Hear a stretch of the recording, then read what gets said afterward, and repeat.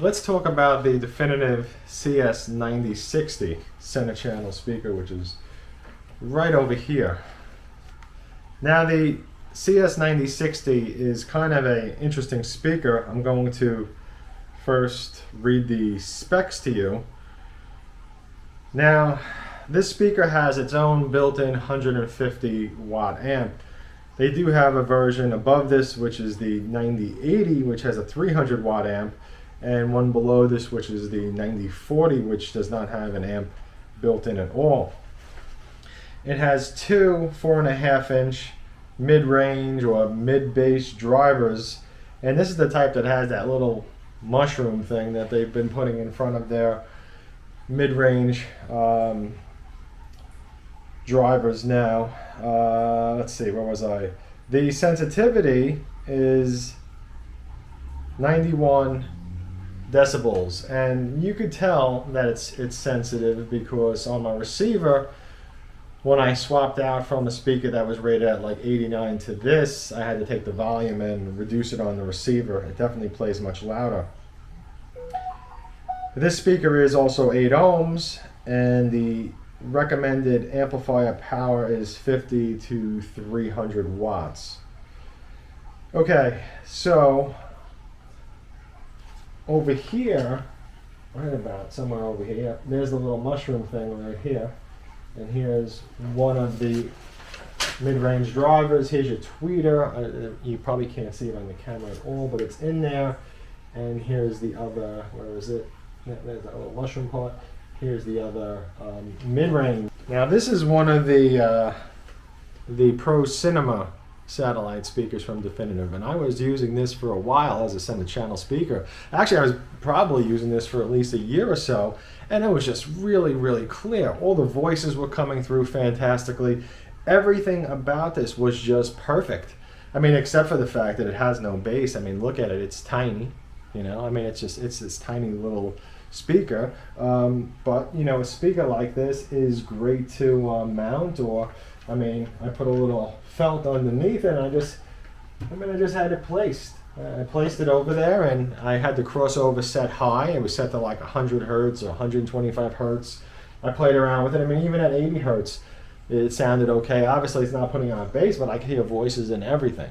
So, you know, I do like Definitive overall, but this is kind of a mixed bag. I also do really appreciate their towers, which is that over there is one of the bipolar towers. These things are fantastic for main speakers. Movies like Mad Max Fury Road, where they're just pounding the speakers with bass. I mean, these are the type of speakers that you want as your main speakers. Also, the bipolar design, bouncing sound off the rear walls, just really just gives you a huge front sound stage. So, the point that I guess that I'm trying to make is that I do like Definitive.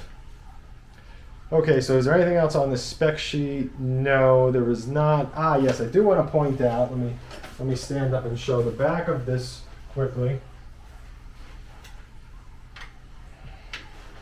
So this is the back of the speaker. Okay. Now these are fantastic. These are really great. This is funny because this is labeled LFE input right here, okay? Here's the volume knob for your sub. Here's a port. There's one port on the side.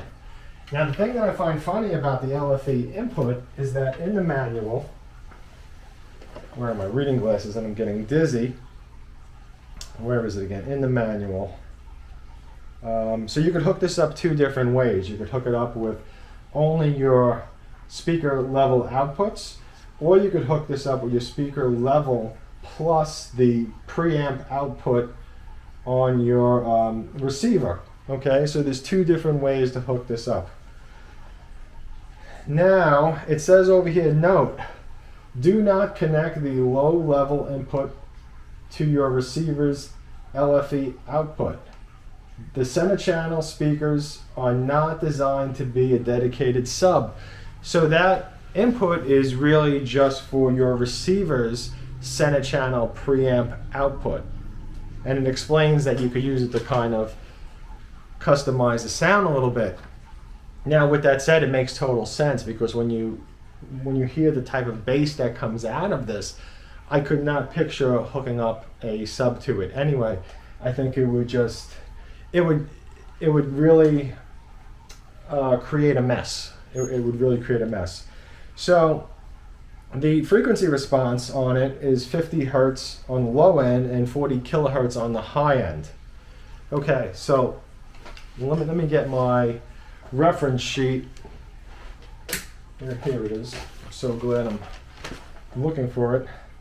Okay, I don't think I need my glasses anymore. This is what I found from it. The clarity from the highs are excellent. The same as this little speaker was. I mean, just excellent clarity on the high end. Actually, maybe a tiny bit more clear coming out of the tweeter than the SVS Ultra. Just a tiny, tiny bit.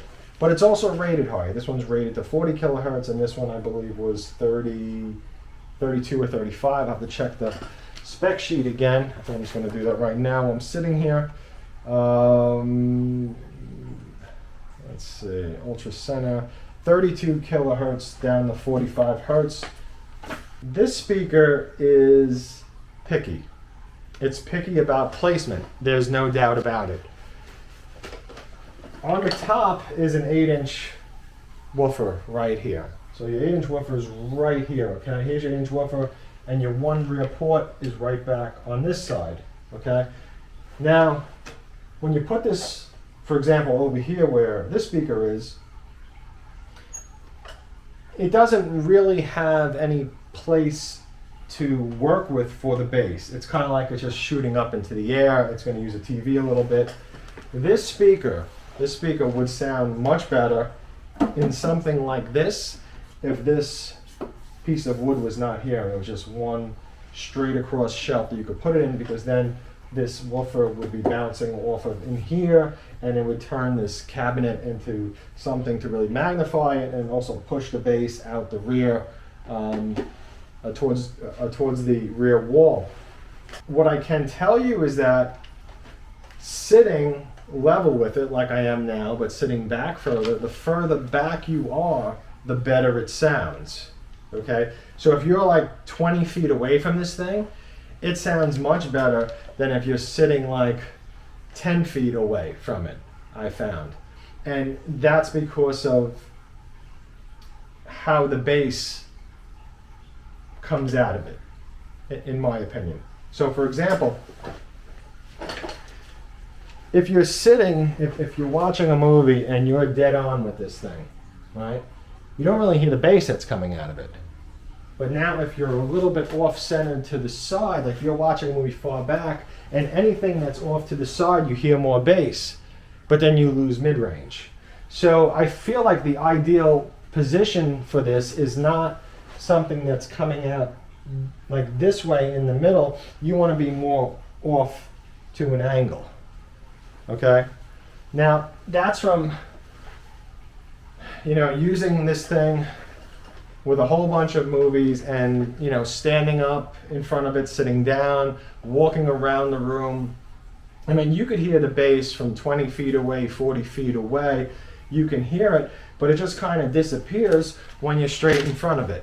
Now, every room is different. The acoustics are different. So, what you hear in your location is going to be totally different.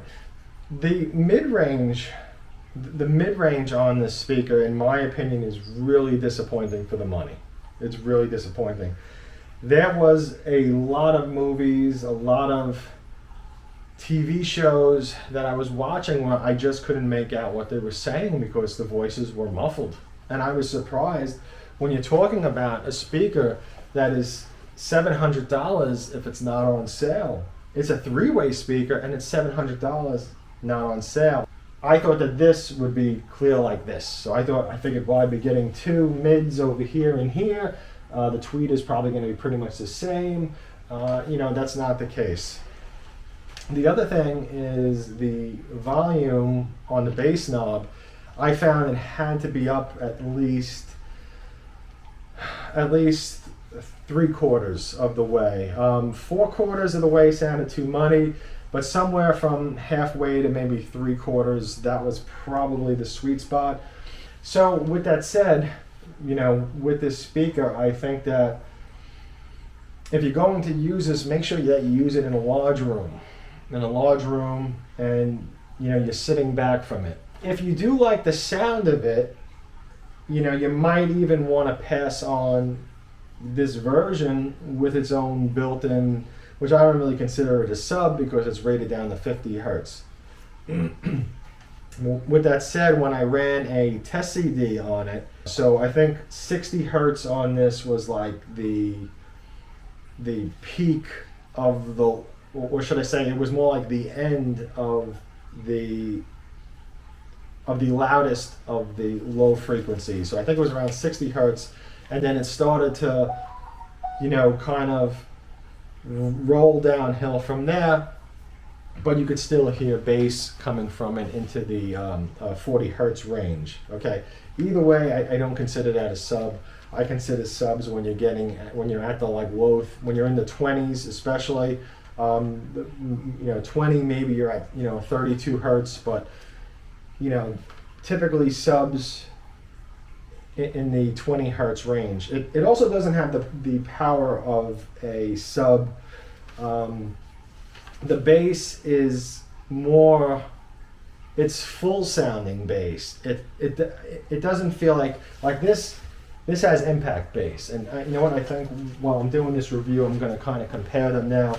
Speaker, the SVS, this has really excellent impact bass, okay?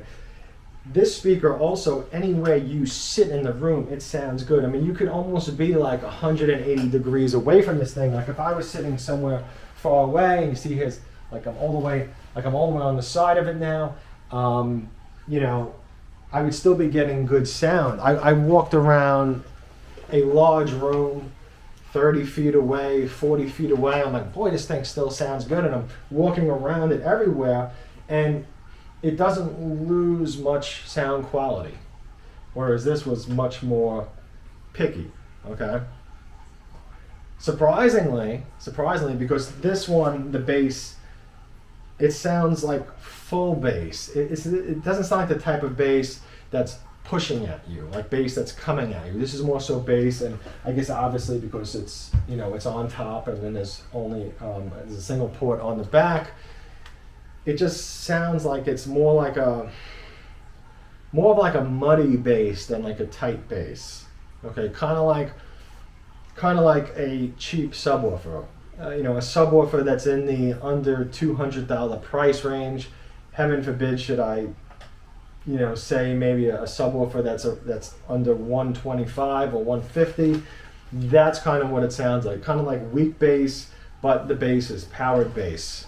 Okay, which both of these speakers, when I listen to them using the test CDs, and I'm listening to the mid-range of this, and the high end, and the mids and the highs of this, and the bass of each, the mids on this are way better.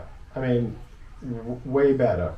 The high end of this is pretty close. This might be a tiny bit better on the high end, okay? But because the mid-range in the Definitive is lacking so much, this is way better. And I also think, because I'm also pretty amazed that using the power from the receiver now this has a 150 watt amp built into it, okay? So using only the power from the receiver, whether it was the 90 watt Onkyo or the 125 watt channel Marantz, the bass on this is,